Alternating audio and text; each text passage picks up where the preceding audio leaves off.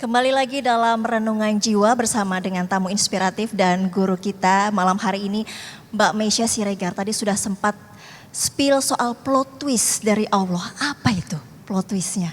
Ya, jadi lanjut dari setelah ketemu beberapa dokter, akhirnya dokter menyarankan aku melakukan yang namanya tindakan histeroskopi. Histeroskopi itu adalah operasi tapi kategorinya sebenarnya kategori operasi kecil di mana kamera itu dimasukkan ke dalam rahim untuk diteropong dan dilihat ada apa sih di dalam rahim ini. Jadi dilihat dinding rahimnya, dilihat semuanya ada apa dan kemudian apabila perlu ada tindakan sekalian ditindak. Nah, akhirnya dilakukan dan kemudian diambillah salah satu jaringan di dalam rahim aku untuk dibawa ke bagian laboratorium, bagian onkologi untuk diketahui itu tuh apa penyebabnya. Kemudian ya udah sampai dari situ aku udah perasaan udah nggak karu-karuan ya ibu-ibu, rasanya tuh kayak aduh kayak terima hasil apa ya, hasil rapot kali ya, takut dimarahin sama orang tua kalau dulu zaman kita kecil. Tapi kalau sekarang tuh rasanya kayak waduh apa nih ya hasilnya, ganas atau jinak ya atau wah udah berkecamuk segala macam. Sambil akhirnya ya udah paling mudah adalah dengan kita berserah sama Allah, mendekatkan diri sama Allah, minta kekuatan karena pasti kita diuji dengan rasa takut gitu kan, khawatir dan lain sebagainya sampai akhirnya keluarlah hasilnya. Alhamdulillah ya Rabbil Alamin, segala puji buat Allah, ini luar biasa. Ternyata hasilnya jinak, tidak ganas. Jadi ternyata yang menyebabkan aku pendarahan itu adalah polip. Ibu-ibu pernah dengar ya polip ya? Polip itu kadang-kadang ada di tenggorokan ya. Terus kemudian ada di usus, nah ini ada di rahim. Jadi polip itu seperti daging-daging kecil kayak sariawan, tapi ada di rahim. Dan alhamdulillah itu tidak mengganggu. Kemudian aku ada miom juga. Kemudian aku ada penebalan dinding rahim juga.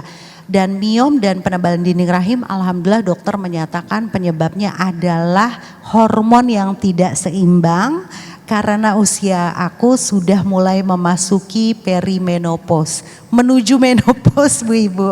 Jadi ternyata karena imbalance hormon itu yang membuat pendarahannya jadi nggak teratur. Itulah plot twist dari Allah, alhamdulillah. Masya Allah. Lalu dukungan dari keluarga, dari suami, kan tadi Mbak Meisya sempat bilang deg-degan gitu kan, takut ternyata ini serius atau ganas atau seperti apa. Dukungan dari keluarga, dari suami seperti apa?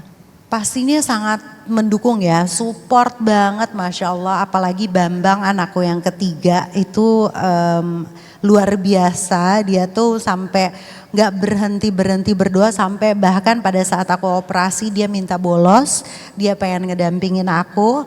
Masya Allah ya, dukungan dari anak dan suami itu menurut aku adalah dukungan yang paling besar membuat kita kuat dan percaya diri. Masya Allah, alhamdulillah. Masya Allah, apa hikmah yang diambil Mbak Meisya dengan ujian yang diberikan oleh Allah melalui sakit ini Mbak Meisya?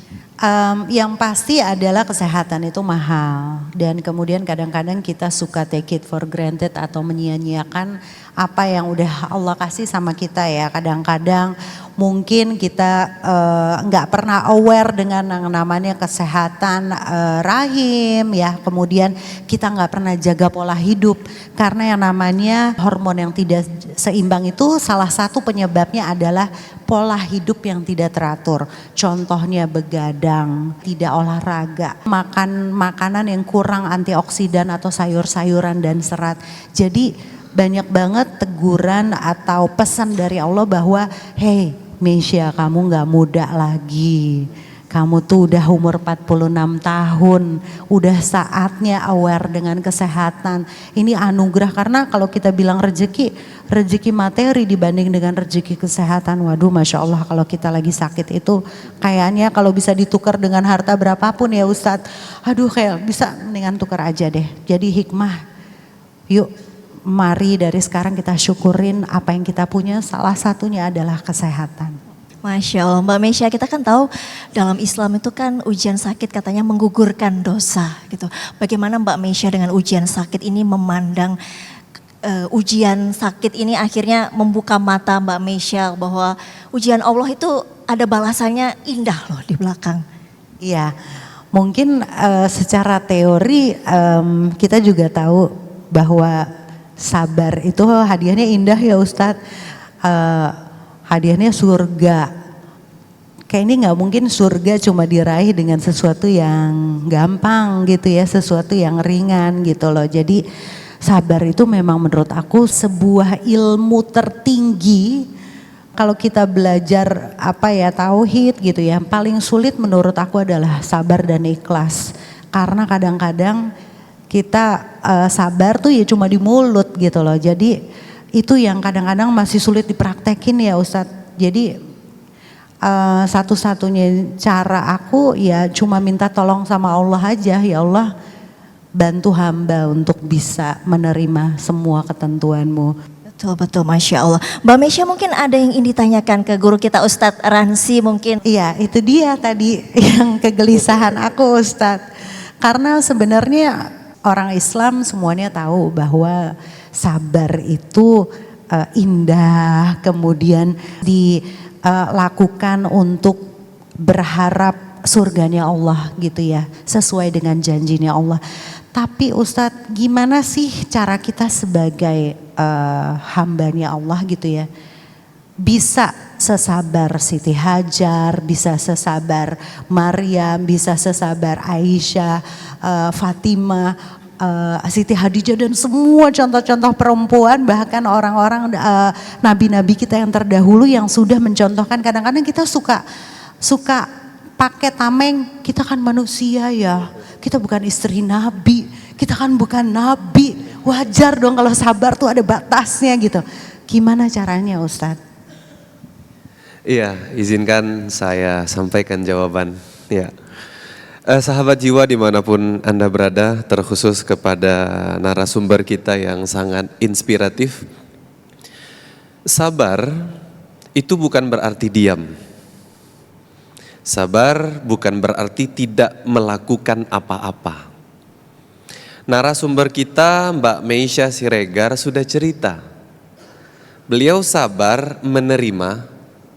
Di sisi lain, beliau sabar mengadakan pengecekan, konsultasi, berobat, dan sekarang melakukan pola hidup yang lebih sehat.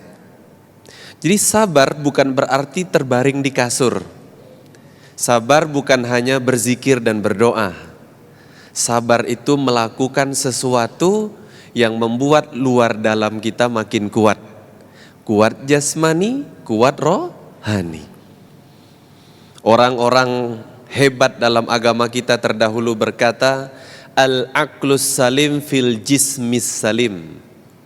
Akal, pikiran, jiwa, hati, apapun yang ada di dalam tubuh kita itu sehat. Akan sehat bila luarnya sehat, bila badan kita sehat. Kemudian tentu untuk bersabar itu sulit, berat.